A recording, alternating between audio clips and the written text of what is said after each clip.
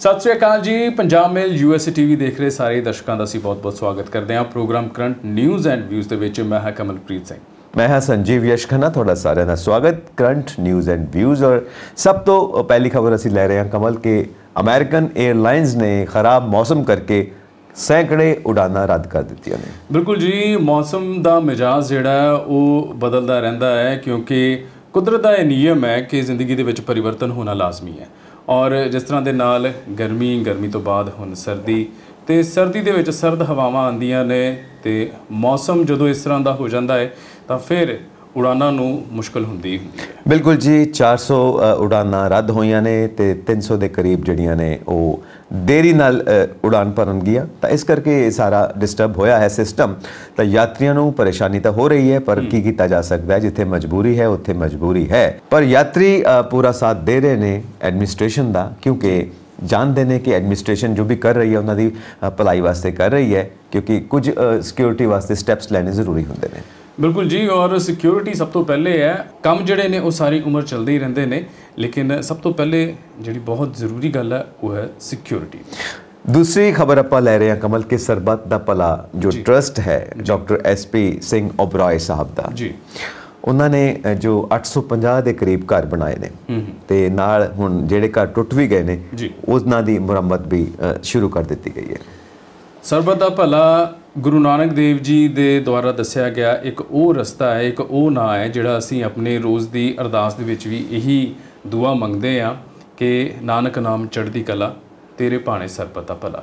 सो इस नाम दे उत्ते बिल्कुल पूरी उतर रही है ये ट्रस्ट। और इस ट्रस्ट दे जिहड़े चेयरमैन ने डॉक्टर SP सिंह ओबराय एक बहुत ही मानयोग सत्कारयोग परसनैलिटी ने, जिथे वो एक बहुत वड्डे बिजनेसमैन भी ने, उहदे नाल नाल उन्हां दे काम कर्म इन्ने वड्डे ने कि इंसानियत दे लई उन्होंने बहुत कुछ किया है। और उन्हां कामां दे विचों एक ये काम है जिहड़ा कि मानवता दी बहुत वड्डी सेवा है। अपनी आमदन का बहुत ज़्यादा हिस्सा, बहुत ज़्यादा परसेंटेज वो चैरिटी ते दिंदे ने ते जिथे भी जरूरत होंदी है उत्थे पहुंचने की कोशिश करते हैं। सरबत दा भला ट्रस्ट उत्थे जाके जिन्ना भी लोगों की मदद कर सकता है उन्हां नाल खड़ा जरूर होंदा है ते उन्हां दी भरपूर मदद करता है। अगली खबर असीं लै रहे हैं कि जो सैनेट है अमेरिका दी उसने भारतीय मूल दी निवासी सरला नगाला नूं नियुक्त किया है जज वजों। बिल्कुल जी, देखो एक जज की भूमिका बहुत वड्डी हुंदी है। और जेकर हिंदुस्तान दे विच देखा जाए ना तो हिंदुस्तान दे विच इन्ने सारे केस पेंडिंग पे हुए ने और इत्थे जजां की बहुत ज़्यादा कमी है। और एक जज जिहदे तो इंसाफ की उम्मीद की जाती है, और अजकल की दुनिया दे विच इंसाफ मिलना एक बहुत ही कह लो कि इस तरह की स्थिति बन जाती है इंसान के लिए, जद्दोजहद वाली स्थिति बन जाती है। खासकर हिंदुस्तान के जे आप गल करिए तो इंसाफ इन्नी जल्दी नहीं मिलता, लोगों दी उम्रां पीढ़ियां तक बीत जांदियां ने। बिल्कुल जी, पर असी उम्मीद करते हैं कि जो भारतीय मूल की निवासी है जिसनों सैनेट ने नियुक्त किया है संघी सरकार का जज, तो वो बहुत वधिया अपनी भूमिका निभाउणगे तो भारत का एक बार फिर सिर उच्चा होएगा अपने इस मूल निवासी की जो कामयाबी है उस दे उत्ते। और साडा दिल फकर नाल बहुत वड्डा हो जाता है जदों असीं ये सुनते हैं कि साडे भारत मूल के निवासी इन्ना कुछ कर रहे हैं। तो एक होर भी भारत मूल के निवासी ने जो बटाला की नरिंदरजीत कौर ने, उन्होंने फौज का अधिकारी बनाया गया है अमेरिका दे विच। सन 2013 दे विच माइग्रेट की सी उत्थे उन्होंने, तो उत्थे नर्सिंग का उन्होंने बकायदा कोर्स किया ते अपने ब्रदर तो काफ़ी ज़्यादा उन्होंने ट्रेनिंग लई और उस तो बाद उन्होंने सिलेक्शन मिली है। वाकई संजीव एक बहुत ही मान वाली गल हुंदी, फकर वाली गल हुंदी है कि हिंदुस्तान जिहड़ा कि ब्रिटिश हुकूमत दे अंडर बहुत देर उन्हें गुलामी दियां जंजीरां दे विच जकड़िया रहा। और अज उस देश के जिहड़े वासी ने वो इहो जिहियां स्टेट्स दे विच जाके एक बहुत वड्डे उच्च अहुदियां दे उत्ते जदों बैठते हैं और इस तरह उन्हां लोकां दे नाल जदों वो न्याय करनगे, उन्हां लोकां दी रक्षा करनगे, तो वाकई एक बड़ी फकर वाली गल है। तकरीबन 90 साल तक भारत जो ब्रिटिश गवर्नमेंट के अंडर रहा है तो उसकी प्रतिभा नूं, उसके टैलेंट नूं किस तरह दबा के रखा गया, सिर्फ अपने फायदे वास्ते किस तरह इस्तेमाल किया गया। पर अज जदों असीं आज़ाद हाँ, सानूं पूरे मौके मिल रहे हैं तो असीं अपनी काबलियत नूं दुनिया के सामने सिद्ध कर रहे हैं।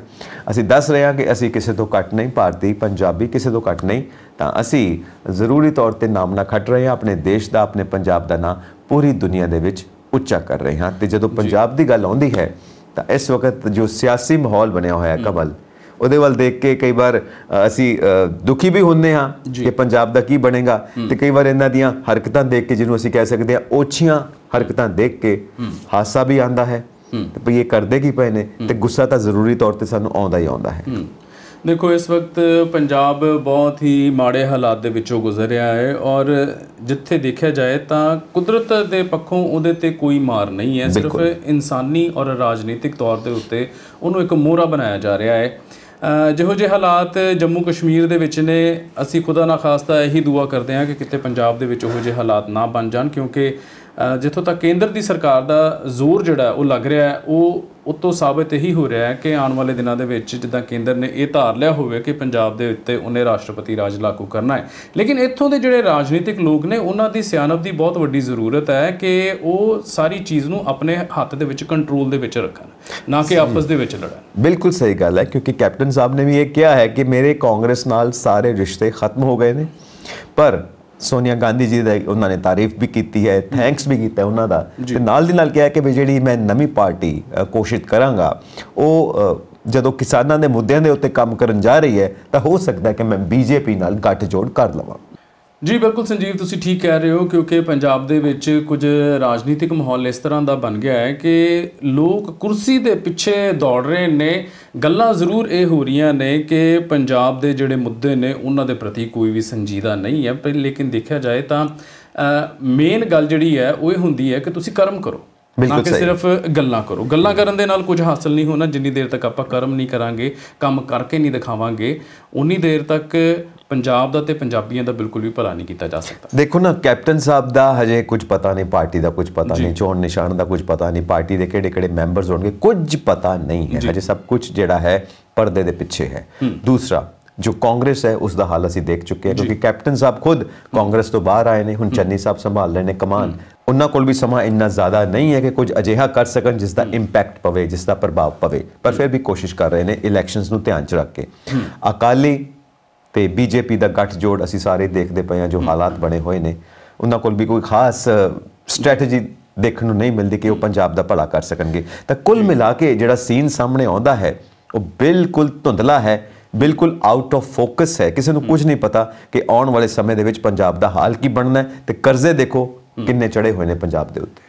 ਜੀ ਸੰਜੀਵ, ਤੁਸੀਂ ਜਿੰਨਾ ਵੀ ਸਿਆਸੀ ਹਸਤੀਆਂ ਦਾ ਜ਼ਿਕਰ ਕੀਤਾ ਹੈ, ਉਹਨਾਂ ਦੇ ਵਿੱਚ ਕੈਪਟਨ ਅਮਰਿੰਦਰ ਸਿੰਘ ਨੇ ਇੱਕ ਗੱਲ ਦਾ ਐਲਾਨ ਤਾਂ ਜ਼ਰੂਰ ਕਰ ਦਿੱਤਾ ਹੈ ਕਿ ਉਹ ਪਾਰਟੀ ਆਪਣੀ ਵੱਖਰੀ ਬਣਾਉਣਗੇ, ਔਰ ਕਾਂਗਰਸ ਦੇ ਵਿੱਚ ਉਹਨਾਂ ਦਾ ਦੁਬਾਰਾ ਆਉਣ ਦਾ, ਸ਼ਾਮਲ ਹੋਣ ਦਾ ਕੋਈ ਵੀ ਇਰਾਦਾ ਨਹੀਂ ਹੈ। ਲੇਕਿਨ ਇੱਕ ਗੱਲ ਗੌਰ ਕਰਨ ਵਾਲੀ ਇਹ ਵੀ ਹੈ ਕਿ ਹਾਲੇ ਤੱਕ ਉਹਨਾਂ ਨੇ ਅਸਤੀਫਾ ਜਿਹੜਾ ਆਪਣਾ ਕਾਂਗਰਸ ਤੋਂ ਉਹ ਨਹੀਂ ਦਿੱਤਾ ਹੈ।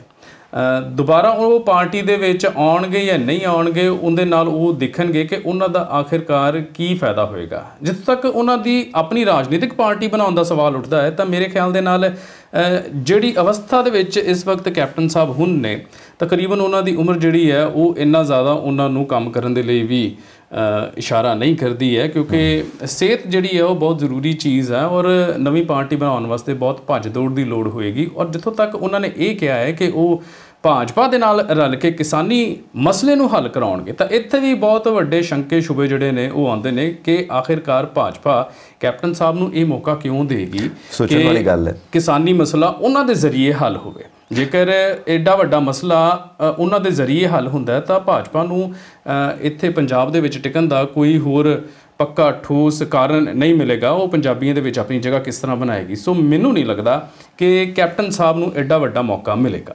ਬਿਲਕੁਲ ਸਹੀ ਗੱਲ ਹੈ, ਕਿਉਂਕਿ ਉਮਰ ਦਾ ਵੀ ਇੱਕ ਤਕਾਜ਼ਾ ਹੁੰਦਾ ਹੈ, ਔਰ ਹੋਣਾ ਇਹ ਚਾਹੀਦਾ ਹੈ ਕਿ ਯੰਗ ਜਨਰੇਸ਼ਨ ਨੂੰ ਅੱਗੇ ਲਿਆਂਦਾ ਜਾਵੇ। ਜੋ ਕਾਬਿਲ ਲੋਕ ਨੇ, ਯੰਗ ਲੋਕ, ਉਹ ਅੱਗੇ ਆਉਣ। ਕੈਪਟਨ ਸਾਹਿਬ ਉਹਨਾਂ ਨੂੰ ਸਲਾਹ ਦੇਣ, ਕਿਉਂਕਿ ਇੱਕ ਬਜ਼ੁਰਗ ਲੋਕ ਸਲਾਹ ਦਿੰਦੇ ਨੇ ਕਿ ਤੁਸੀਂ ਮੇਰੇ ਤਜਰਬੇ ਤੋਂ ਸਿੱਖੋ, ਤੇ ਜੋ ਗਲਤੀਆਂ ਮੈਂ ਕੀਤੀਆਂ ਤੁਸੀਂ ਨਾ ਕਰੋ, ਜੋ ਸਹੀ ਕੰਮ ਮੈਂ ਕੀਤੇ ਨੇ ਤੁਸੀਂ ਵੀ ਕਰੋ। ਇਸ ਤਰ੍ਹਾਂ ਇੱਕ ਚੰਗੀ ਪਾਰਟੀ ਬਣ ਸਕਦੀ ਹੈ। ਦੇਖੋ, ਮੈਂ ਇੱਥੇ ਇੱਕ ਗੱਲ ਜ਼ਰੂਰ ਕਹਿਣਾ ਚਾਹਾਂਗਾ। ਤੁਸੀਂ ਉਮਰ ਦੀ ਗੱਲ ਕੀਤੀ ਹੈ, ਤਾਂ ਚੰਨੀ ਸਾਹਿਬ ਜਿਸ ਤਰ੍ਹਾਂ ਹੀ ਉਹਨਾਂ ਦੀ ਵਜ਼ਾਰਤ ਸ਼ੁਰੂ ਹੋਈ ਤੇ ਉਹਨਾਂ ਨੇ ਆਉਂਦੇ ਹੀ ਇੱਕ ਐਲਾਨ ਕਰ ਦਿੱਤਾ ਸੀ ਕਿ ਸਰਕਾਰੀ ਕਰਮਚਾਰੀ ਜਿਹੜੇ ਵੀ ਕੰਮ ਕਰ ਰਹੇ ਨੇ ਉਹਨਾਂ ਦੀ ਉਮਰ ਦੀ ਹੱਦ 58 ਸਾਲ ਹੈ, ਔਰ ਇਹ ਤੈਅ ਇਸ ਤੋਂ ਉੱਪਰ ਉਹਨਾਂ ਨੂੰ ਕੋਈ ਐਕਸਟੈਂਸ਼ਨ ਜਿਹੜੀ ਉਹ ਨਹੀਂ ਮਿਲੇਗੀ। ਲੇਕਿਨ ਮੈਂ ਸੋਚਦਾ ਕਿ ਰਾਜਨੀਤਿਕ ਆਗੂ ਜਿਹੜੇ ਨੇ ਸਾਡੇ, ਉਹ 58 ਦਾ ਜੇ ਅਸੀਂ ਪੁੱਠਾ ਵੀ ਕਰ ਦਈਏ ਨਾ, 85 ਕਰ ਦਈਏ, ਤਾਂ ਉਸ ਅਵਸਥਾ ਦੇ ਵਿੱਚ ਆ ਕੇ ਵੀ ਉਹ ਇਹ ਗੱਲ ਜਿਹੜੀ ਉਹ ਕਹਿੰਦੇ ਨੇ ਕਿ ਅਸੀਂ ਆਪਣੇ ਨਵੇਂ ਰਾਜਨੀਤਿਕ ਕੈਰੀਅਰ ਦੀ ਸ਼ੁਰੂਆਤ ਕਰਾਂਗੇ। ਤੇ ਆਪ ਹੀ ਸੋਚੋ ਤੁਸੀਂ ਕਿ ਜਿਹੜਾ ਨੌਜਵਾਨ ਹੈ ਉਹ ਕਿੱਥੇ ਜਾਏਗਾ। ਬਿਲਕੁਲ ਸਹੀ ਗੱਲ ਹੈ, ਕਿਉਂਕਿ ਉੱਥੇ ਵੀ ਇੱਕ ਉਮਰ ਦਾ ਤਕਾਜ਼ਾ ਹੈ, ਉੱਥੇ ਵੀ ਇੱਕ ਉਮਰ ਨਿਸ਼ਚਿਤ ਹੋਣੀ ਚਾਹੀਦੀ ਹੈ, ਇੱਕ ਹੱਦ ਨਿਸ਼ਚਿਤ ਹੋਣੀ ਚਾਹੀਦੀ ਹੈ। ਹੁਣ ਜੇ ਤੁਸੀਂ 58 ਨੂੰ ਪੁੱਠਾ ਕਰ ਦਿਓ, 85 ਸਾਲ ਦੀ ਉਮਰ ਦੇ ਵਿੱਚ ਕੋਈ ਵੱਡੇ ਅਹੁਦੇ ਤੇ ਆਵੇ ਤਾਂ ਇਹ ਜ਼ਰੂਰੀ ਤੌਰ ਤੇ ਦੇਖਿਆ ਜਾਏਗਾ ਕਿ ਉਹ ਸਰੀਰ ਦੇ ਵਿੱਚ ਉਹ ਸਮਰੱਥਾ ਨਹੀਂ ਹੁੰਦੀ, ਉਹ એનર્ਜੀ ਨਹੀਂ ਹੁੰਦੀ। ਪਰ ਫਿਰ ਵੀ ਜੋ ਮੇਨਟੇਨ ਕਰਕੇ ਰੱਖਦੇ ਨੇ ਫਿਰ ਵੀ ਅਸੀਂ ਇਸ ਗੱਲ ਨੂੰ ਜ਼ਰੂਰ ਗੌਰ 'ਚ ਲਿਆਵਾਂਗੇ ਕਿ ਏਜ ਦਾ ਇੱਕ ਆਪਣਾ ਫੈਕਟਰ ਹੁੰਦਾ ਹੈ ਜੋ ਇੱਕ ਇੰਪੋਰਟੈਂਟ ਰੋਲ ਨਿਭਾਉਂਦਾ ਹੈ ਕਿਸੇ ਵੀ ਇਨਸਾਨ ਦੇ ਕੰਮ ਕਰਨ ਦੇ ਵਿੱਚ। ਦੂਜੀ ਗੱਲ, ਜੋ ਪਾਰਟੀਆਂ ਦੀ ਸਥਿਤੀ ਹੈ ਕੁਝ ਵੀ ਨਿਸ਼ਚਿਤ ਨਹੀਂ ਹੈ, ਇਸ ਕਰਕੇ ਜੋ ਪੰਜਾਬ ਦਾ ਭਵਿੱਖ ਹੈ ਉਹ ਲੋਕਾਂ ਦੇ ਹੱਥ 'ਚ ਹੈ, ਜੋ ਇੱਥੋਂ ਦੇ ਨਾਗਰਿਕ ਨੇ। ਔਰ ਉਹਨਾਂ ਵਾਸਤੇ ਜ਼ਰੂਰੀ ਹੈ ਕਿ ਜਿੰਨੀ ਜਲਦੀ ਜਾਗਣਗੇ, ਜਿੰਨੀ ਜਲਦੀ ਸੁਚੇਤ ਹੋਣਗੇ, ਉਨੀ ਛੇਤੀ ਉਹ ਪੰਜਾਬ ਨੂੰ ਬਚਾ ਸਕਣਗੇ। ਕਿਉਂਕਿ ਜੋ ਪੰਜਾਬ ਤੋਂ ਬਾਹਰ ਵੀ ਪੰਜਾਬੀ ਬੈਠੇ ਨੇ ਵਿਦੇਸ਼ਾਂ ਦੇ ਵਿੱਚ, ਉਹਨਾਂ ਦੀ ਵੀ ਨਜ਼ਰ ਲੱਗੀ ਹੋਈ ਹੈ ਕਿ ਜਿਹੜਾ ਅਸੀਂ ਆਪਣਾ ਦੇਸ਼ ਪੰਜਾਬ ਛੱਡ ਕੇ ਆਏ ਸੀ ਇੱਕ ਸੁਪਨਾ ਲੈ ਕੇ ਵਿਦੇਸ਼ੀ ਧਰਤੀ ਦੇ ਉੱਤੇ, ਅਸੀਂ ਉਸ ਦੇਸ਼ ਪੰਜਾਬ ਨੂੰ ਅੱਜ ਕਿਸ ਹਾਲਤ ਵਿੱਚ ਦੇਖਦੇ ਪਏ ਹਾਂ। ਕਰਜ਼ਿਆਂ ਦੇ ਬੋਝ ਦੇ ਥੱਲੇ ਦੱਬਿਆ ਪਿਆ ਹੈ। ਨੌਜਵਾਨ ਜਿਹੜੇ ਨੇ ਪੰਜਾਬ ਨੂੰ ਛੱਡ ਕੇ ਦੂਸਰੇ ਮੁਲਕਾਂ ਦੇ ਵਿੱਚ ਵਸਣ ਦੀ ਤਿਆਰੀ ਕਰ ਰਹੇ ਨੇ। ਕਿਸਾਨਾਂ ਦਾ ਕੋਈ ਭਵਿੱਖ ਨਹੀਂ ਹੈ, ਇੰਡਸਟਰੀ ਦਾ ਕੋਈ ਭਵਿੱਖ ਨਹੀਂ ਦਿਖ ਰਿਹਾ, ਕਰਜ਼ੇ ਚੜੇ ਹੋਏ ਨੇ।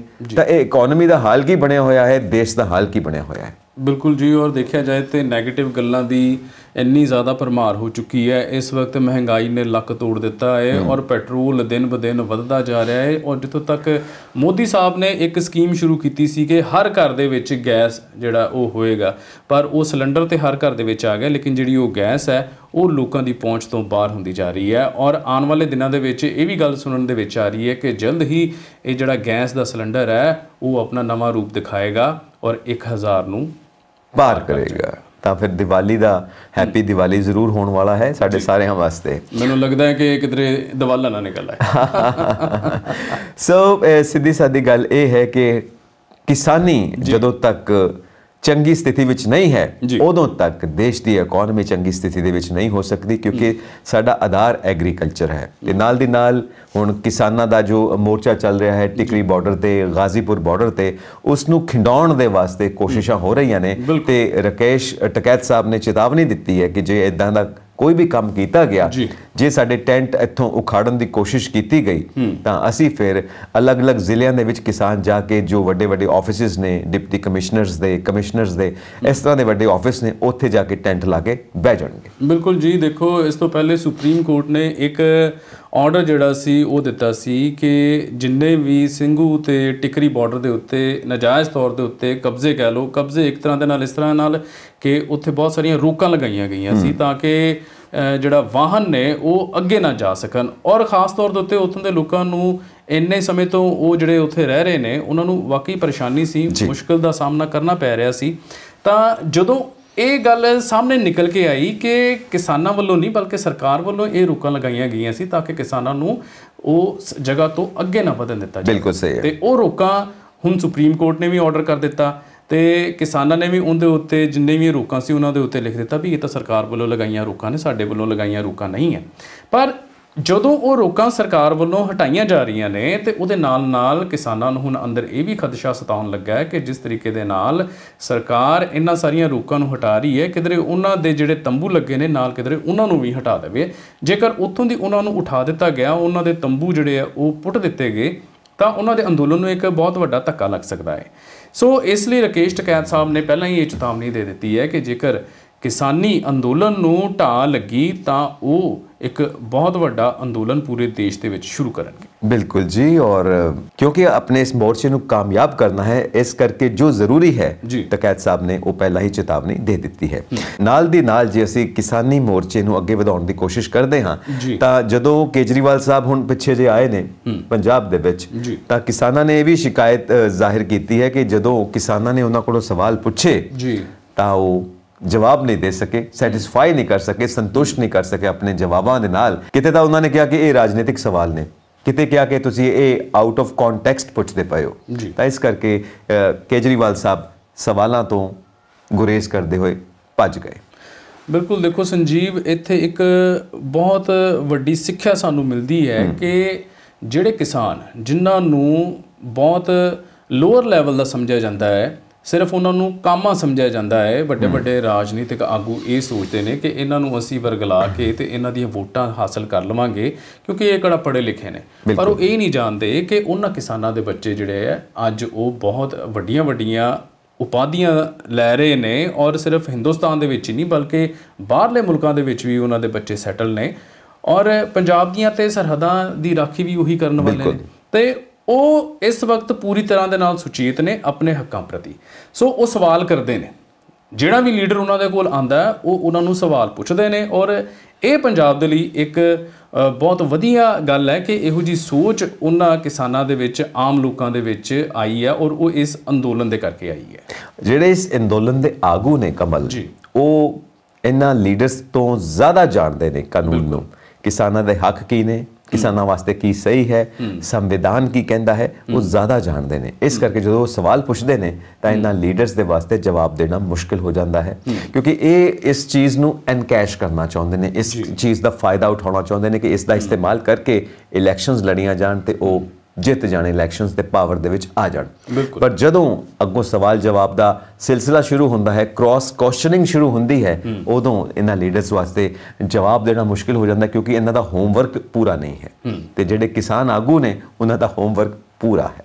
ਦੇਖੋ, ਗੱਲ ਇਹ ਵੀ ਹੈ ਕਿ ਬੜੀ ਦੇਰ ਤੋਂ ਜਿਸ ਤਰ੍ਹਾਂ ਦੇ ਨਾਲ ਇਹਨਾਂ ਕਿਸਾਨਾਂ ਨੂੰ ਦੀ ਲੁੱਟ ਖਸੁੱਟ ਜਿਹੜੀ ਹੈ ਉਹ ਤਰ੍ਹਾਂ ਤਰ੍ਹਾਂ ਦੇ ਤਰੀਕਿਆਂ ਦੇ ਨਾਲ ਲੋਕੀ ਕਰਦੇ ਆ ਰਹੇ ਨੇ। ਪਹਿਲਾਂ ਸ਼ਾਹੂਕਾਰੀ ਸਿਸਟਮ ਸੀ ਤਾਂ ਉਦੋਂ ਕਿਸਾਨ ਨੂੰ ਜਿਹੜਾ ਲੁੱਟਿਆ ਜਾਂਦਾ ਸੀ, ਤੇ ਹੁਣ ਇਸ ਵਕਤ ਦੀਆਂ ਜਿਹੜੀਆਂ ਸਰਕਾਰਾਂ ਨੇ ਆਮ ਆਦਮੀ ਨੂੰ ਉਹਨਾਂ ਨੇ ਇਸ ਹੱਦ ਤੱਕ ਲਿਜਾ ਦਿੱਤਾ ਹੈ ਕਿ ਬਸ ਉਹਨਾਂ ਨੂੰ ਦਾਲ ਰੋਟੀ ਤੱਕ ਸੀਮਤ ਰੱਖਣ ਦੇ ਲਈ ਮਜਬੂਰ ਕਰ ਦਿੱਤਾ ਸੀ। ਪਰ ਕਿੰਨੀ ਕੁ ਦੇਰ ਤੱਕ ਇਹ ਸਾਰੀਆਂ ਚਾਲਾਂ ਜਿਹੜੀਆਂ ਨੇ ਉਹ ਸਰਕਾਰਾਂ ਚੱਲ ਸਕਦੀਆਂ ਨੇ? ਆਖਿਰਕਾਰ ਇੱਕ ਨਾ ਇੱਕ ਦਿਨ ਤੇ ਇਹੋ ਜਿਹਾ ਆਉਣਾ ਸੀ, ਕਿਉਂਕਿ ਕਹਿੰਦੇ ਨੇ ਜਦੋਂ ਹਨੇਰਾ ਬਹੁਤ ਜ਼ਿਆਦਾ ਹੋ ਜਾਂਦਾ ਤਾਂ ਉਸ ਤੋਂ ਬਾਅਦ ਸਮਝ ਲਓ ਕਿ ਸਵੇਰ ਆਉਣ ਵਾਲੀ ਹੈ। ਤੇ ਜਦੋਂ ਇੰਨੀ ਜ਼ਿਆਦਾ ਉਥਲ ਪੁਥਲ ਹੋ ਜਾਵੇ ਤਾਂ ਉਦੋਂ ਇਹ ਵੀ ਸਮਝ ਲੈਣਾ ਚਾਹੀਦਾ ਹੈ ਕਿ ਹੁਣ ਅੱਗੇ ਜਿਹੜਾ ਆਉਣ ਵਾਲਾ ਸਮਾਂ ਹੈ ਉਹ ਨਿਸ਼ਚਿਤ ਤੌਰ ਦੇ ਉੱਤੇ ਬਹੁਤ ਵਧੀਆ ਹੋਏਗਾ। ਸੋ ਅਸੀਂ ਆਉਣ ਵਾਲੇ ਨਵੇਂ ਪੰਜਾਬ ਦੀ ਭਵਿੱਖ ਦੀ ਉਮੀਦ ਜ਼ਰੂਰ ਕਰਦੇ ਹਾਂ। ਚਾਹੇ ਭਾਜਪਾ ਨੇ ਇਹ ਗੱਲ ਦਾ ਨਾਅਰਾ ਜ਼ਰੂਰ ਦਿੱਤਾ, ਇੱਕ ਹੱਲਾ ਮਾਰਨ ਦੀ ਕੋਸ਼ਿਸ਼ ਕੀਤੀ ਔਰ ਇਹ ਦੱਸਿਆ ਕਿ ਅਸੀਂ ਪੰਜਾਬੀਆਂ ਦੇ ਨਾਲ ਆ, ਪਰ ਮੈਨੂੰ ਲੱਗਦਾ ਨਹੀਂ ਹੈ ਕਿ ਬੀਜੇਪੀ ਸਿਰਫ ਆਪਣੇ ਨਾਅਰਿਆਂ ਦੇ ਨਾਲ ਪੰਜਾਬੀਆਂ ਨੂੰ ਆਪਣੇ ਨਾਲ ਕਰ ਸਕੇਗੀ, ਕਿਉਂਕਿ ਪਬਲਿਕ ਸਭ ਕੁਝ ਜਾਣਦੀ ਹੈ, ਸਭ ਕੁਝ ਸਮਝਦੀ ਹੈ। ਇੱਥੇ ਇੱਕ ਧਿਆਨ ਦੇਣ ਯੋਗ ਗੱਲ ਇਹ ਵੀ ਹੈ ਕਿ ਅਸੀਂ ਸਾਰੇ ਕਿਸੇ ਵੀ ਬਿਜ਼ਨਸ ਦੀ ਗੱਲ ਕਰੀਏ ਤਾਂ ਜੋ ਬਿਜ਼ਨਸਮੈਨ ਹੈ ਉਹ ਆਪਣੀ ਚੀਜ਼ ਦੀ ਕੀਮਤ ਖੁਦ ਤੈਅ ਕਰਦਾ ਹੈ ਕਿ ਮੈਂ ਇਹ ਚੀਜ਼ ਇੰਨੇ ਦੀ ਵੇਚਣੀ ਹੈ, ਇਹ ਚੀਜ਼ ਮੈਂ ਇੰਨੇ ਦੀ ਵੇਚਣੀ ਹੈ। ਪਰ ਜਦੋਂ ਕਿਸਾਨੀ ਦੀ ਗੱਲ ਕੀਤੀ ਜਾਵੇ ਤਾਂ ਕਿਸਾਨ ਆਪਣੀ ਫਸਲ ਦੀ ਕੀਮਤ ਖੁਦ ਤੈਅ ਨਹੀਂ ਕਰ ਸਕਦਾ। ਬਿਲਕੁਲ, ਦੇਖੋ ਇਹ ਸਭ ਤੋਂ ਵੱਡਾ ਚੈਲੰਜ, ਸਭ ਤੋਂ ਵੱਡੀ ਚੁਣੌਤੀ ਇਹ ਹੈ ਕਿਸਾਨ ਨੂੰ ਮਾਰਨ ਦਾ ਤਰੀਕਾ ਕਿ ਮਿਹਨਤ ਤੇਰੀ, ਫਸਲ ਤੇਰੀ, ਦੁੱਖ ਤੂੰ ਸਹਿ, ਕਿਰਤ ਤੂੰ ਕਰ, ਪਰ ਤੇਰੀ ਕਿਰਤ ਦਾ ਮੁੱਲ ਅਸੀਂ ਤੈਅ ਕਰਾਂਗੇ। ਕਿਉਂ? ਕਿਉਂਕਿ ਅਸੀਂ ਦਲਾਲ ਹਾਂ, ਵਿਚੋਲੀਏ ਹਾਂ, ਅਸੀਂ ਵਿੱਚੋਂ ਪ੍ਰੋਫਿਟ ਲੈਣੇ ਨੇ। ਬੋਲੀ ਲਾਉਣ ਵਾਲਾ ਵੀ ਪ੍ਰੋਫਿਟ ਲਵੇ, ਖਰੀਦਣ ਵਾਲਾ ਵੀ ਪ੍ਰੋਫਿਟ ਲਵੇ, ਤੇ ਭੁਗਤੇ ਕੌਣ? ਪਬਲਿਕ। ਭੁਗਤੇ ਕੌਣ? ਕਿਸਾਨ। ਯਾਨੀ ਕਿ ਦੁੱਖ ਸਵੇ ਕਿਸਾਨ ਤੇ ਦੁੱਖ ਸਵੇ ਆਮ ਆਦਮੀ, ਤੇ ਵਿੱਚ ਜਿਹੜੇ ਵਿਚੋਲੀਏ ਬੈਠੇ ਨੇ ਉਹ ਕੁਝ ਨਹੀਂ ਕਰਦੇ ਸਿਵਾਏ ਪ੍ਰੋਫਿਟ ਲੈਣ ਤੋਂ, ਸਿਵਾਏ ਠੱਗਣ ਤੋਂ, ਸਿਵਾਏ ਚਲਾਕੀਆਂ ਮਾਰਨ ਤੋਂ। ਜੀ, ਤਾਂ ਇਹ ਗੱਲ ਜਿਹੜੀ ਹੈ ਵਿਸ਼ੇਸ਼ ਤੌਰ ਤੇ ਧਿਆਨ ਦੇਣ ਯੋਗ ਹੈ ਕਿ ਜੇ ਕਿਸਾਨ ਖੁਦ ਤੈਅ ਕਰੇ ਕਿ ਮੇਰੀ ਫਸਲ ਦੀ ਕੀਮਤ ਇਹ ਹੈ ਤਾਂ ਉਹ ਆਮ ਆਦਮੀ ਦੇ ਹੱਕ ਵਿੱਚ ਹੋਏਗੀ, ਜੋ ਇੰਡੀਆ ਦਾ ਕਾਮਨ ਮੈਨ ਹੈ ਉਹ ਅਫੋਰਡ ਕਰ ਸਕੇਗਾ। ਚਲੋ ਅਸੀਂ ਅਗਲੀ ਖਬਰ ਦੇ ਵੱਲ ਚੱਲਦੇ ਹਾਂ। ਅਗਲੀ ਖਬਰ ਇਹ ਹੈ ਕਿ ਰਾਜਾ ਵੜਿੰਗ ਜਦੋਂ ਦੇ ਟਰਾਂਸਪੋਰਟ ਮੰਤਰੀ ਬਣੇ ਨੇ ਤੇ ਉਹਨਾਂ ਨੇ ਇੱਕ ਨਵੀਂ ਰਵਾਇਤ ਸ਼ੁਰੂ ਕੀਤੀ ਹੈ ਔਰ ਕਾਫੀ ਕੋਸ਼ਿਸ਼ ਉਹ ਕਰ ਰਹੇ ਨੇ ਕਿ ਪੰਜਾਬ ਦੇ ਬੱਸ ਅੱਡਿਆਂ ਦਾ ਜਿਹੜਾ ਉਹਨਾਂ ਦੀ ਰੂਪ ਰੇਖਾ ਹੈ ਉਹਨੂੰ ਸਵਾਰਨ ਦੀ ਕੋਸ਼ਿਸ਼ ਕੀਤੀ ਜਾਏ। ਖਾਸ ਤੌਰ ਦੇ ਉੱਤੇ ਸਾਫ਼ ਸਫਾਈ ਦੇ ਵੱਲ ਬਹੁਤ ਜ਼ਿਆਦਾ ਖਿਆਲ ਕੀਤਾ ਜਾ ਰਿਹਾ ਹੈ। ਖੁਦ ਰਾਜਾ ਵੜਿੰਗ ਆਪ ਜਾਂਦੇ ਨੇ ਔਰ ਉੱਥੇ ਜਾ ਕੇ ਉਹ ਸਫਾਈ ਕਰਨੀ ਸ਼ੁਰੂ ਕਰਦੇ ਨੇ ਜਿੱਥੇ ਉਹਨਾਂ ਨੂੰ ਲੱਗਦਾ ਕਿ ਉੱਥੋਂ ਦੇ ਜਿਹੜੇ ਵਰਕਰ ਨੇ ਉਹਨਾਂ ਨੇ ਸਹੀ ਢੰਗ ਦੇ ਨਾਲ ਉਸ ਬੱਸ ਅੱਡੇ ਨੂੰ ਨਹੀਂ ਰੱਖਿਆ। ਇਹਦੇ ਨਾਲ ਨਾਲ ਉਹਨਾਂ ਨੇ ਇੱਕ ਚੀਜ਼ ਦੀ ਹੋਰ ਪਹਿਲ ਕੀਤੀ ਹੈ ਔਰ ਚੰਗੀ ਪਹਿਲ ਹੈ, ਔਰ ਅਸੀਂ ਇਸ ਚੀਜ਼ ਦੀ ਜਿਹੜੀ ਹੈ ਉਹਨਾਂ ਨੂੰ ਜ਼ਰੂਰ ਕਵਾਂਗੇ ਸ਼ਾਬਾਸ਼ੀ ਕਹਿ ਲਓ ਇੱਕ ਤਰ੍ਹਾਂ ਦੇ ਨਾਲ, ਜਨਤਾ ਵੱਲੋਂ ਵੀ ਉਹਨਾਂ ਨੂੰ ਮਿਲ ਰਹੀ ਹੈ ਕਿ ਜਿੰਨੀਆਂ ਵੀ ਬੱਸਾਂ ਜਿਨ੍ਹਾਂ ਦਾ ਕੋਈ ਟੈਕਸ ਜਿਹੜਾ ਸੀ ਉਹ ਬਕਾਇਆ ਸੀ ਔਰ ਜਿਹੜੀਆਂ ਬਿਨਾਂ ਪਰਮਿਟ ਦੇ ਚੱਲ ਰਹੀਆਂ ਬੱਸਾਂ ਸੀ ਉਹਨਾਂ ਨੂੰ ਉਹਨਾਂ ਨੇ ਫਿਲਹਾਲ ਬੰਦ ਕਰ ਦਿੱਤਾ। ਔਰ ਸੁਖਬੀਰ ਬਾਦਲ ਵੱਲੋਂ ਇਸ ਗੱਲ ਦੇ ਉੱਤੇ ਥੋੜ੍ਹਾ ਜਿਹਾ ਰੋਹ ਜਿਹੜਾ ਪ੍ਰਗਟਾਇਆ ਗਿਆ, ਲੇਕਿਨ ਤੰਜ਼ ਉਹਨਾਂ ਨੇ ਕੱਸਿਆ ਬੜੇ ਨਰਮ ਜਿਹੇ ਅੰਦਾਜ਼ ਦੇ ਵਿੱਚ। ਉਹਨਾਂ ਕਿਹਾ ਕਿ ਕੋਈ ਗੱਲ ਨਹੀਂ, 2 ਮਹੀਨੇ ਇਹਦੇ ਕੋਲ ਹੈ, ਕਰ ਲਵੇ ਜੋ ਇਹਨੇ ਕਰਨਾ ਹੈਗਾ। ਹੁਣ ਪਿੱਛੇ ਜੇ ਉਹਨਾਂ ਨੇ ਬਠਿੰਡਾ ਬੱਸ ਸਟੈਂਡ ਤੇ ਛਾਪਾ ਮਾਰਿਆ ਤੇ 3 ਬੱਸਾਂ ਪ੍ਰਾਈਵੇਟ ਜ਼ਬਤ ਕੀਤੀਆਂ ਨੇ ਜੋ ਬਿਨਾਂ ਪਰਮਿਟ ਤੋਂ ਚੱਲ ਰਹੀਆਂ ਨੇ। ਯਾਨੀ ਕਿ ਜਿਹੜਾ ਟਰਾਂਸਪੋਰਟ ਮਾਫੀਆ ਹੈ ਉਹ ਇੰਨਾ ਸਰਗਰਮ ਹੈ ਕਿ ਉਹ ਮੇਨ ਪ੍ਰੋਫਿਟ ਲੈ ਜਾਂਦਾ ਹੈ। ਪਰ ਜਦੋਂ ਦੇ ਰਾਜਾ ਵੜਿੰਗ ਐਕਸ਼ਨ ਹੀਰੋ ਬਣੇ ਨੇ ਤਾਂ ਬਹੁਤ ਸਾਰਾ ਪੈਸਾ ਜੋ ਹੈ ਉਹ ਖਜ਼ਾਨੇ 'ਚ ਆ ਰਿਹਾ ਹੈ, ਸਰਕਾਰੀ ਖਜ਼ਾਨੇ ਦੇ ਵਿੱਚ, ਜਿਹੜਾ ਪਹਿਲਾਂ ਟਰਾਂਸਪੋਰਟ ਮਾਫੀਆ ਦੇ ਜੇਬ ਵਿੱਚ ਜਾਂਦਾ ਸੀ। ਤਾਂ ਇੱਕ ਤਰ੍ਹਾਂ ਨਾਲ ਚੰਗਾ ਸਾਈਨ ਹੈ ਕਿ ਪਬਲਿਕ ਦੇ ਹੱਕ ਦੇ ਵਿੱਚ ਉਹ ਕੰਮ ਕਰ ਰਹੇ ਨੇ ਤੇ ਨਾਲ ਉਹਨਾਂ ਨੇ ਇਹ ਵੀ ਵਾਅਦਾ ਕੀਤਾ ਹੈ ਕਿ ਜਲਦੀ ਹੀ ਅਸੀਂ ਨਵੀਆਂ ਬੱਸਾਂ ਵੀ ਉਤਾਰਾਂਗੇ ਸੜਕਾਂ ਦੇ ਉੱਤੇ, ਜਿਸ ਨਾਲ ਨੌਜਵਾਨਾਂ ਨੂੰ ਹੋਰ ਰੋਜ਼ਗਾਰ ਵੀ ਮਿਲੇਗਾ। ਚਲੋ ਇੱਥੇ ਇੱਕ ਗੱਲ ਜ਼ਰੂਰ ਕਹਿਣੀ ਬਣਦੀ ਹੈ ਕਿ ਰਾਜਾ ਵੜਿੰਗ ਬਹੁਤ ਵਧੀਆ ਕੰਮ ਕਰ ਰਹੇ ਨੇ ਔਰ ਦੇਖਿਆ ਜਾਏ ਤੇ ਹਾਲੇ ਤੱਕ ਜਿੰਨੀਆਂ ਬੱਸਾਂ ਉਹਨਾਂ ਨੇ ਬਿਨਾਂ ਪਰਮਿਟ ਦੇ ਰੁਕੀਆਂ ਨੇ ਉਹ ਆਪੋਜੀਸ਼ਨ ਵਾਲਿਆਂ ਦੀਆਂ ਨੇ। ਇਹ ਗੱਲ ਨਹੀਂ ਹੈ ਕਿ ਕਾਂਗਰਸੀਆਂ ਦੀ ਜਿਹੜੀ ਟਰਾਂਸਪੋਰਟੇਸ਼ਨ ਹੈ ਉਹ ਇਸ ਵਕਤ ਕੰਮ ਨਹੀਂ ਕਰ ਰਹੀ। ਇਹ ਵੀ ਗੱਲ ਇੱਥੇ ਧਿਆਨ ਦੇਣ ਯੋਗ ਹੈ ਕਿ ਰਾਜਾ ਵੜਿੰਗ ਨੂੰ ਜਿਹੜੇ ਕਾਂਗਰਸ ਦੇ ਬਹੁਤ ਵੱਡੇ ਲੋਕ ਨੇ, ਉਹਦੇ ਵਿੱਚ ਸਿਆਸੀ ਲੋਕ ਵੀ ਨੇ ਜਿਨ੍ਹਾਂ ਦੀ ਟਰਾਂਸਪੋਰਟੇਸ਼ਨ ਦੇ ਵਿੱਚ ਬਹੁਤ ਵੱਡੀ ਹਿੱਸੇਦਾਰੀ ਹੈ, ਉਹਨਾਂ ਨੂੰ ਵੀ ਕੰਟਰੋਲ ਕਰਨਾ ਰਾਜਾ ਸਾਹਿਬ ਤੁਹਾਡਾ ਫਰਜ਼ ਬਣਦਾ ਹੈ। ਬਿਲਕੁਲ ਜੀ, ਕਿਉਂਕਿ ਬਿਨਾਂ ਸਿਆਸੀ ਸਪੋਰਟ ਦੇ ਜੀ ਕੋਈ ਵੀ ਮਾਫੀਆ ਕੰਮ ਨਹੀਂ ਕਰ ਸਕਦਾ ਜੀ, ਕੋਈ ਵੀ ਬਿਜ਼ਨਸ ਨਹੀਂ ਚੱਲ ਸਕਦਾ, ਕਿਉਂਕਿ ਇਹ ਸਭ ਮਿਲੇ ਹੋਏ ਨੇ ਆਪਸ ਦੇ ਵਿੱਚ। ਤੇ ਜ਼ਾਹਿਰ ਤੌਰ ਤੇ ਜਦੋਂ ਕੁਝ ਸੱਚਾਈਆਂ ਸਾਹਮਣੇ ਆਉਂਦੀਆਂ ਨੇ ਤੇ ਹਰੇਕ ਦੇ ਵੱਲ ਉਂਗਲ ਉੱਠਦੀ ਹੈ ਕਿ ਬਈ ਤੂੰ ਦੂਸਰਿਆਂ ਦੇ ਬੰਦੇ ਨੂੰ ਫੜੀ ਜਾਂਦਾ, ਆਪਣੇ ਬੰਦੇ ਨੂੰ ਕਿਉਂ ਨਹੀਂ ਫੜਦਾ। ਸੋ ਇਸ ਤਰ੍ਹਾਂ ਦੇ ਸਵਾਲ ਤਾਂ ਪਬਲਿਕ ਜ਼ਰੂਰ ਕਰੇਗੀ ਕਿਉਂਕਿ ਪਬਲਿਕ ਹੁਸ਼ਿਆਰ ਹੈ, ਸਭ ਕੁਝ ਜਾਣਦੀ ਹੈ। ਤੇ ਨਾਲ ਦੀ ਨਾਲ ਜਦੋਂ ਅਸੀਂ ਕਿਸਾਨਾਂ ਦੇ ਅੰਦੋਲਨ ਦੀ ਗੱਲ ਕਰਦੇ ਹਾਂ ਤਾਂ ਚੰਨੀ ਸਾਹਿਬ ਨੇ ਕੁਝ ਘੋਸ਼ਣਾ ਕੀਤੀ ਹੈ ਕਿ ਜਿਸ ਤਰ੍ਹਾਂ ਸੰਯੁਕਤ ਕਿਸਾਨ ਮੋਰਚਾ ਕੋਈ ਵੀ ਮਾਡਲ ਲੈ ਕੇ ਆਉਂਦਾ ਹੈ ਕਿਸਾਨਾਂ ਦੀ ਜੋ ਪ੍ਰੋਬਲਮਸ ਨੇ ਉਹਨਾਂ ਦੇ ਹੱਲ ਵਾਸਤੇ, ਕੋਈ ਵੀ ਉਹ ਆਪਣੇ ਵੱਲੋਂ ਸੁਜੈਸ਼ਨਸ ਲੈ ਕੇ ਆਉਂਦਾ, ਸੁਝਾਅ ਲੈ ਕੇ ਆਉਂਦਾ ਹੈ, ਅਸੀਂ ਹੂਬਹੂ ਲਾਗੂ ਕਰਾਂਗੇ, ਚਾਹੇ ਸਾਨੂੰ ਵਿਸ਼ੇਸ਼ ਇਜਲਾਸ ਬੁਲਾਉਣਾ ਪਵੇ ਪਾਰਲੀਮੈਂਟ ਦੇ ਵਿੱਚ ਤੇ ਅਸੀਂ ਉਹਨਾਂ ਸਾਰੇ ਸੁਝਾਵਾਂ ਨੂੰ ਲਾਗੂ ਕਰਾਂਗੇ। ਦੇਖੋ, ਸੁਝਾਅ ਕਹਿਣਾ, ਦੱਸਣਾ ਗੱਲ ਇੱਕ ਹੋਰ ਹੈ ਸੁਨੀਲ, ਔਰ ਜੇਕਰ ਆਪਾਂ ਗੱਲ ਕਰੀਏ ਕਿ ਉਸ ਚੀਜ਼ ਨੂੰ ਅਮਲ ਦੇ ਵਿੱਚ ਲਿਆਉਣਾ ਤਾਂ ਇਹ ਦੂਜੀ ਗੱਲ ਹੈ। ਅਸੀਂ ਮੰਨਦੇ ਹਾਂ ਕਿ ਇਸ ਵਕਤ ਚੰਨੀ ਸਰਕਾਰ ਦੇ ਕੋਲ ਸਮਾਂ ਬਹੁਤ ਜ਼ਿਆਦਾ ਨਹੀਂ ਹੈ, ਲੇਕਿਨ ਗੱਲ ਕਹਿਣ ਤੋਂ ਪਹਿਲਾਂ ਕਹਿੰਦੇ ਸੋਚਣਾ ਬਹੁਤ ਜ਼ਰੂਰੀ ਹੈ। ਬਿਲਕੁਲ ਸਹੀ ਹੈ ਨਾ, ਪਹਿਲਾਂ ਤੋਲੋ ਤੇ ਫਿਰ ਬੋਲੋ। ਚੰਨੀ ਸਰਕਾਰ ਨੇ ਪਿੱਛੇ ਜੇ ਇੱਕ ਵਾਅਦਾ ਕਰ ਦਿੱਤਾ ਕਿ ਪੰਜਾਬ ਦੇ ਵਿੱਚ ਜਿਹੜੀ ਗੁਲਾਬੀ ਸੁੰਡੀ ਉਹਦੇ ਕਰਕੇ ਨਰਮੇ ਦਾ ਜਿੰਨਾ ਨੁਕਸਾਨ ਹੋਇਆ ਉਹਨਾਂ ਕਿਸਾਨਾਂ ਨੂੰ ਉਹਨਾਂ ਨੇ ਮੁਆਵਜ਼ਾ ਦੇਣਾ ਹੈ, ਲੇਕਿਨ ਹਾਲੇ ਤੱਕ ਇਸ ਗੱਲ ਦੀ ਪੈਰਵੀ ਕਿਸੇ ਨੇ ਨਹੀਂ ਕੀਤੀ, ਕਿਸਾਨਾਂ ਨੂੰ ਮੁਆਵਜ਼ਾ ਨਹੀਂ ਮਿਲਿਆ। ਕੇਜਰੀਵਾਲ ਨੇ ਵੀ ਇਹ ਤੰਜ਼ ਜ਼ਰੂਰ ਕੱਸਿਆ ਕਿ ਚੰਨੀ ਸਾਹਿਬ ਅਸੀਂ ਤੇ ਆਪਣੇ ਕਿਸਾਨਾਂ ਨੂੰ ਇਹ ਮੁਆਵਜ਼ਾ ਦੇ ਦਿੱਤਾ, ਤੁਸੀਂ ਕਦੋਂ ਦਿਓਗੇ, ਹੈ ਨਾ। ਔਰ ਪਿੱਛੇ ਜੇ ਇਸੇ ਲਈ ਜਿਹੜੇ ਕਿਸਾਨ ਨੇ ਉਹ ਦੁਬਾਰਾ ਰੋਹ ਦੇ ਵਿੱਚ ਆ ਗਏ ਨੇ, ਦੁਬਾਰਾ ਜਿਹੜੀਆਂ ਵੋਟਾਂ ਨੇ ਉਹ ਆਉਣ ਵਾਲੀਆਂ ਨੇ। ਕਿਸਾਨਾਂ ਨੂੰ ਹੁਣ ਇਹ ਸਮਝ ਨਹੀਂ ਆ ਰਹੀ ਕਿ ਸਰਕਾਰ ਇਹ ਵੀ ਸਿਰਫ ਵਾਅਦੇ ਵਾਲੀ ਹੈ ਜਾਂ ਵਾਕਈ ਤੋਤਾ ਰੱਟ ਸਰਕਾਰ ਹੈ ਜਾਂ ਕੁਝ ਕਰਨ ਵਾਲੀ ਸਰਕਾਰ ਹੈ, ਕਿਉਂਕਿ ਜਦੋਂ ਕੁਝ ਕਰੇਗੀ ਤੇ ਤਾਂ ਹੀ ਅਗਲੀ ਵਾਰੀ ਲੋਕ ਉਹਨਾਂ ਨੂੰ ਵੋਟ ਪਾਉਣਗੇ, ਹੈ ਨਾ। ਤੇ ਉਹ ਹੁਣ ਜਿਹੜਾ ਰੋਹ ਜਿਹੜਾ ਚੰਨੀ ਸਾਹਿਬ ਦੇ ਵੱਲ ਵੀ ਕਿਸਾਨਾਂ ਦਾ ਵੱਧ ਰਿਹਾ ਹੈ ਔਰ ਬੱਸ ਅੱਡਿਆਂ ਦੇ ਉੱਤੇ ਔਰ ਜਿੱਥੇ ਵੀ ਹੋਰ ਜਿਹੜਾ ਦਾਣਾ ਮੰਡੀ ਸੀ, ਜਿੱਥੇ ਜਿੱਥੇ ਵੀ ਚੰਨੀ ਸਾਹਿਬ ਦੇ ਪੋਸਟਰ ਲੱਗੇ ਨੇ, ਕਿਸਾਨਾਂ ਨੇ ਹੁਣ ਉਧਰ ਵੀ ਰੁਖ ਕਰ ਲਿਆ ਹੈ ਕਿ ਉਹਨਾਂ ਦੇ ਪੋਸਟਰਾਂ ਦੇ ਉੱਤੇ ਕਿਸਾਨਾਂ ਨੇ ਕਾਲਖ ਲਗਾਉਣੀ ਸ਼ੁਰੂ ਕਰ ਦਿੱਤੀ। ਦੇਖੋ, ਗੱਲ ਇਹ ਹੈ ਕਮਲ ਕੇ ਪਿੱਛੇ ਜੇ ਗੜੇਮਾਰੀ ਹੋਈ ਜੀ ਤਾਂ ਫਸਲਾਂ ਨੂੰ ਕਾਫੀ ਨੁਕਸਾਨ ਹੋਇਆ। ਜਿਹੜੀਆਂ ਫਸਲਾਂ ਮੰਡੀ ਦੇ ਵਿੱਚ ਓਪਨ ਪਈਆਂ ਸੀ ਉਹਨਾਂ ਦੀ ਖਰੀਦ ਨਹੀਂ ਕੀਤੀ ਗਈ ਸਰਕਾਰ ਵੱਲੋਂ, ਇਸ ਕਰਕੇ ਉਹ ਵੀ ਖਤਮ ਹੋਈਆਂ ਜੀ। ਤਾਂ ਉਹ ਕਿਹਦਾ ਕਸੂਰ ਹੈ? ਬਿਲਕੁਲ, ਅੱਜ ਅਸੀਂ ਮੁਆਵਜ਼ੇ ਦੀ ਗੱਲ ਕਰ ਰਹੇ ਹਾਂ, ਚਲੋ ਮੁਆਵਜ਼ਾ ਦੇ ਵੀ ਦਿੰਦੇ ਹਾਂ, ਪਰ ਜਿਹੜੀ ਫਸਲ ਖਰਾਬ ਹੋ ਗਈ ਉਹ ਤਾਂ ਕਿਸੇ ਦੇ ਕੰਮ ਨਹੀਂ ਆਉਣੀ, ਉਹ ਤਾਂ ਖਾਣ ਪੀਣ ਦੇ ਕੰਮ ਨਹੀਂ ਆਉਣੀ, ਤਾਂ ਉਹ ਨੁਕਸਾਨ ਕੌਣ ਭਰੇਗਾ?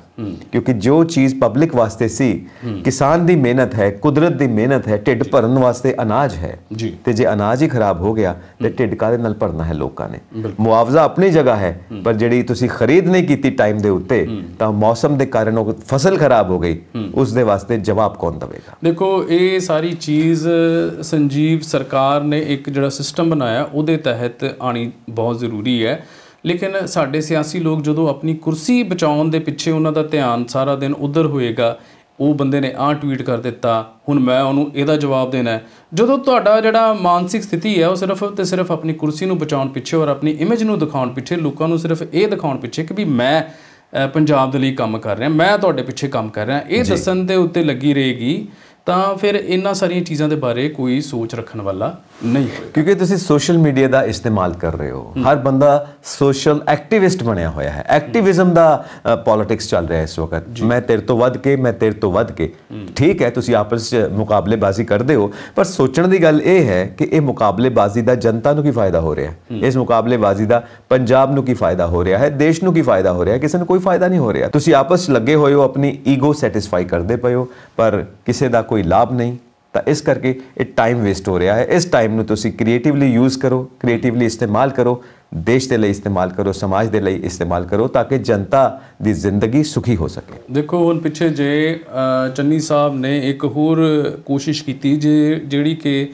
ਸੂਰਜੀ ਊਰਜਾ ਦੇ ਨਾਲ ਸੰਬੰਧਿਤ ਹੈ। ਪੰਜਾਬ ਦੇ ਵਿੱਚ ਬਿਜਲੀ ਜਿਹੜੀ ਹੈ ਉਹ ਬਹੁਤ ਜ਼ਿਆਦਾ ਮਹਿੰਗੀ ਹੈ। ਹਰ ਕੋਈ ਜਾਣਦਾ ਹੈ ਕਿ ਤਕਰੀਬਨ ਪੂਰੇ ਭਾਰਤ ਦੇ ਵਿੱਚ ਸਭ ਤੋਂ ਜ਼ਿਆਦਾ ਮਹਿੰਗੀ ਬਿਜਲੀ ਪੰਜਾਬ ਦੇ ਵਿੱਚ ਮਿਲਦੀ ਹੈ, ਔਰ ਇਸੇ ਕਰਕੇ ਇੱਥੇ ਇੰਡਸਟਰੀ ਤਬਾਹ ਹੋ ਗਈ, ਕਿਉਂਕਿ ਇੰਡਸਟਰੀ ਚੱਲਣ ਦੇ ਲਈ ਬਿਜਲੀ ਬਹੁਤ ਜ਼ਰੂਰੀ ਸਾਧਨ ਹੈ। ਤੇ ਖਾਸ ਤੌਰ ਦੇ ਉੱਤੇ ਘਰਾਂ ਦੇ ਵਿੱਚ ਲੋਕਾਂ ਦੇ ਕੋਲ ਇੰਨੀ ਜ਼ਿਆਦਾ ਸਮਰੱਥਾ ਹੀ ਨਹੀਂ ਹੈ ਕੋਈ ਏਡੇ ਵੱਡੇ ਬਿੱਲ ਉਹ ਭਰ ਸਕਣ। ਬਿਲਕੁਲ ਸਹੀ। ਔਰ ਇੱਕ ਵਾਅਦਾ ਜਿਹੜਾ ਉਹਨਾਂ ਨੇ ਕੀਤਾ ਸੀ ਕਿ 2 ਕਿਲੋਵਾਟ ਦਾ ਜਿਹੜਾ ਮੀਟਰ ਜਿਨ੍ਹਾਂ ਦਾ ਹੈ ਉਹਨਾਂ ਦੇ ਬਕਾਇਆ ਰਾਸ਼ੀ ਨੂੰ ਮਾਫ ਕੀਤਾ। ਦੂਜੀ ਗੱਲ ਉਹਨਾਂ ਵੱਲੋਂ ਜਿਹੜੀ ਪਿੱਛੇ ਜੇ ਸੁਣਨ ਦੇ ਵਿੱਚ ਆਈ ਕਿ ਸੂਰਜੀ ਊਰਜਾ ਦੇ ਨਾਲ ਜਿਹੜੀ ਬਿਜਲੀ ਦਾ ਉਤਪਾਦਨ ਕੀਤਾ ਜਾ ਰਿਹਾ ਉਹਦੀ ਕੀਮਤ ₹2.33 ਦੇ ਹਿਸਾਬ ਨਾਲ ਪ੍ਰਤੀ ਯੂਨਿਟ ਲੋਕਾਂ ਨੂੰ ਮਿਲੇਗੀ। ਸੋ ਇੱਕ ਵਧੀਆ ਗੱਲ ਹੈ, ਕਿਉਂਕਿ ਇਹੋ ਜਿਹੀ ਸੋਚ ਜਿਹੜੀ ਹੈ ਉਹ ਰੱਖਣੀ ਬਹੁਤ ਜ਼ਿਆਦਾ ਜ਼ਰੂਰੀ ਹੈ। ਪਰ ਉਹਦੇ ਹੁਣ ਅੜਿੱਕੇ ਆਉਣਗੇ ਜਿਹੜੇ ਕਿ ਪਹਿਲਾਂ ਹੀ ਬਿਜਲੀ ਦੇ ਮਸੌਦੇ ਸਰਕਾਰਾਂ ਨੇ ਕੀਤੇ ਹੋਏ ਨੇ। ਆਉਣ ਵਾਲੇ ਦਿਨਾਂ ਦੇ ਵਿੱਚ ਪਤਾ ਲੱਗੇਗਾ ਕਿ ਇਹ ਜਿਹੜੀ ਸੂਰਜ ਵੱਲੋਂ ਮਿਲਣ ਵਾਲੀ ਰੌਸ਼ਨੀ ਹੈ ਉਹ ਲੋਕਾਂ ਨੂੰ ₹2.33 ਘਰ ਮਿਲੇਗੀ, ਜਾਂ ਫਿਰ ਇਹਨਾਂ ਹੀ ਮਸੌਦਿਆਂ ਦੇ ਹਿਸਾਬ ਦੇ ਨਾਲ ₹10 ਪ੍ਰਤੀ ਯੂਨਿਟ ਲੋਕਾਂ ਨੂੰ ਉਸੇ ਤਰ੍ਹਾਂ ਦੇ ਨਾਲ ਬਿਜਲੀ ਦਾ ਬਿੱਲ ਅਦਾ ਕਰਨਾ ਪਵੇਗਾ। ਪੋਲੀਟੀਕਲ ਵਿਲ ਪਾਵਰ ਇੱਕ ਖਾਸ ਚੀਜ਼ ਹੈ ਜਿਸ ਨਾਲ ਸਾਰੇ ਮਸਲੇ ਹੱਲ ਹੁੰਦੇ ਨੇ। ਜੇ ਤੁਸੀਂ ਮਸਲਾ ਹੱਲ ਕਰਨ ਦੀ ਇੱਛਾ ਰੱਖਦੇ ਹੋ, ਇੱਛਾ ਸ਼ਕਤੀ ਰੱਖਦੇ ਹੋ, ਤਾਂ ਹੀ ਮਸਲੇ ਹੱਲ ਹੋਣਗੇ। ਜੇ ਤੁਸੀਂ ਸਿਰਫ ਗੱਲਾਂ ਬਾਤਾਂ ਨਾਲ ਹੀ ਕੰਮ ਸਾਰਨਾ ਹੈ ਤਾਂ ਫਿਰ ਤੇ ਮਸਲੇ ਹੱਲ ਨਹੀਂ ਹੋਣੇ। ਲੋਕੀ ਗੱਲਾਂ ਬਾਤਾਂ ਸੁਣਦੇ ਵੀ ਨੇ ਤੇ ਤੁਹਾਡੀ ਅਸਲੀਅਤ ਨੂੰ ਸਮਝਦੇ ਵੀ ਨੇ। ਬਿਲਕੁਲ, ਔਰ ਗੱਲਾਂ ਬਾਤਾਂ ਦਾ ਜਿਹੜਾ ਸਿਲਸਿਲਾ ਉਹ ਸਾਡੇ ਤੱਕ ਹੀ ਰਹਿੰਦੇ ਨੇ ਤੇ ਜ਼ਿਆਦਾ ਵਧੀਆ।